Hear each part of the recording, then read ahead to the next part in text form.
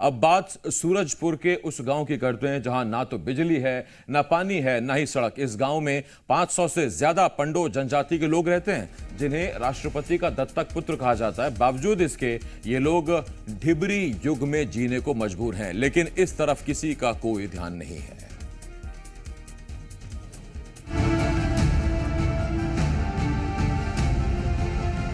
आज भले ही हम आधुनिकता की बात करते हैं, लेकिन आज भी हमारे समाज का एक तबका मूलभूत सुविधाओं के लिए जद्दोजहद कर रहा।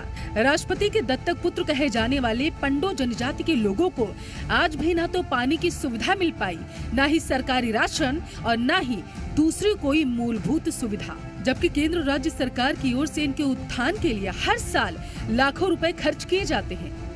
सूरजपुर के धड़सेड़ी से सामने आई तस्वीर विकास के तमाम दावों को आईना दिखाती है। कई दशकों से ये लोग यहाँ रह रहे हैं। इनकी आबादी करीब 500 है, लेकिन इनके गांव में ना तो सड़क है और ना ही पानी। अगर कोई बीमार हो जाए तो ये लोग कुछ इस तरीके से उसे अस्पताल पहुँचाते हैं। राष्ट्रपति के दत्तक पुत्र कहे जाने वाले पंडों की स्थिति बद से बदतर होती जा रही है। सुविधाओं के नाम पे न तो इनके पास मकान है, न तो सड़कें हैं और न ही पीने का पानी है। ऐसे में अगर इनके परिवार के किसी सदस्य की तबीयत खराब होती है तो मेडिकल सुविधा मुहैया कराने के लिए इनको कई किलोमीटर दूर खाट या डोली में लेके जाना पड़ता है। वहीं दूसरी ओर राज्य और केंद्र सरकार के द्वारा प्रत्येक वर्ष करोड़ों रुपए खर्च किए जाते हैं इनके उत्थान के लिए, लेकिन सवाल ये है कि आखिर वो पैसे कहाँ जाते हैं। और अगर पीने के पानी की बात करें तो ग्रामीण लंबी दूरी तय कर पानी लाने को मजबूर, और तो और राशन की सरकारी दुकान पर जाने के लिए इन्हें पहाड़ पार कर 6 किलोमीटर का सफर तय करना पड़ता है।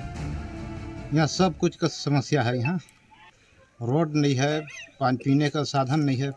वहाँ इधर से पानी लान के झुआ है और खटिया में डोह के लेते हैं 4 से, वही सब भाल भकर से अब जोम लग जाता है, शाम बिछी भाकर से। समस्या ही रोड फूड नहीं है, परेशानी होते आए जाए में भी सब में परेशानी है। किसान डोए डाय के ले थी, क्या में ढोके ले जाते हैं? खटिया में, झुआ में, का में अभी तो है, अब कुछ सुविधा नहीं है।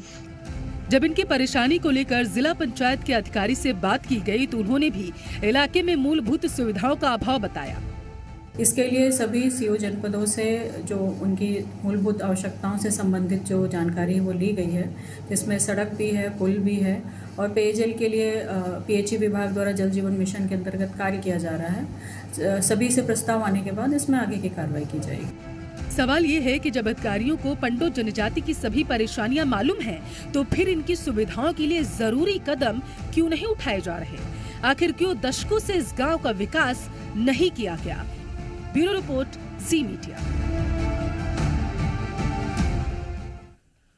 सूरजपुर से इस वक्त ओपी तिवारी, जी मीडिया संवाददाता हमारे साथ जुड़ रहे हैं। ओपी, सबसे पहला सवाल यह है, हाल में जब पंडो जनजाति के लोगों की तबीयत बिगड़ी, जब लोगों की मौत हुई तो बड़ा सियासी हो हल्ला हुआ था, लेकिन आज यही पंडो किस हाल में जी रहे हैं, जिंदगी गुजार रहे हैं, इस पर किसी का ध्यान नहीं है? जी ऐसे बिल्कुल, जो तस्वीरें हम दिखा रहे हैं वो साफ तौर पे बयां कर रही है कि वास्तव में ये जो पंडो हैं, जो खुद को पांडव के वंशज बताते हैं और राष्ट्रपति के दत्तक पुत्र कहे जाते हैं, उनकी स्थिति क्या है? इनके पास न तो पीने का पानी है, न तो सड़कें हैं और न तो अन्य मूलभूत सुविधाएं हैं। लगातार बात की जाती है कि बड़े पैमाने पे प्रधानमंत्री आवास योजना जारी किया गया है, लोगों को आवास मिल रहा है, लेकिन आप हमारी रिपोर्ट में देख सकते हैं इस पूरे गाँव में एक भी पक्के का मकान नहीं है। वहीं सरकार किसी की भी रहे, लेकिन लगातार जो खाद्यान्न योजना है वो प्रदेश की सबसे बड़ी योजना मानी जाती रही है, लेकिन ये पंडों की स्थिति ऐसी है कि इनके कार्ड तो बने हुए और खाद्यान्न मिलता भी है, लेकिन प्रत्येक महीने इनको 6 किलोमीटर दूर पहाड़ों को पार करके जाना पड़ता है, तब जाके इनको राशन मुहैया हो पाता है। पानी के लिए इनको कई किलोमीटर का सफर तय करना पड़ता है। सड़कों की स्थिति यह है कि बरसात तो दूर की बात है, आम दिनों में भी वहां पर पहुंच पाना बहुत मुश्किल है। जब हम इस न्यूज को कवर करने के लिए उस जगह पहुंचे तो हमको खुद ही 4 पहिया को तो दूर रखना ही पड़ा, साथ में हम 2 पहिया से जब गए तो कुछ दूरी पर ही हमें 2 पहिया को भी रोकना पड़ा और हमको कई किलोमीटर पैदल सफर करके वहां पहुंचना पड़ा। इससे अंदाजा लगा सकते हैं कि एक दिन तो समझ में आता है कि हम किसी तरह पहुंच जाए, लेकिन जो लोग वहां पूरी जिंदगी बिता रहे हैं, कई वर्षों से रह रहे हैं, कितने पूर्वज वहां उनकी जिंदगी बिता चुके हैं, वहां पर आखिर क्यों सरकार और जिला प्रशासन का ध्यान नहीं जाता है। सबसे बड़ा सवाल ये है कि सरकारी अधिकारियों को, जो जिले के बड़े अधिकारी, उनको भी जानकारी में, खुद मान रहे हैं, कैमरे के सामने मान रहे हैं कि सुविधा का अभाव है। लेकिन समस्या ये है कि जब जानकारी है तो अभी तक ये दूर क्यों नहीं किया गया। जरूर हम जिले के एक गांव धड़सेड़ी का रिपोर्ट दिखा रहे हैं, लेकिन जिले में और ऐसे कई गांव हैं जहां पर पंडों की स्थिति ऐसी ही बनी हुई है।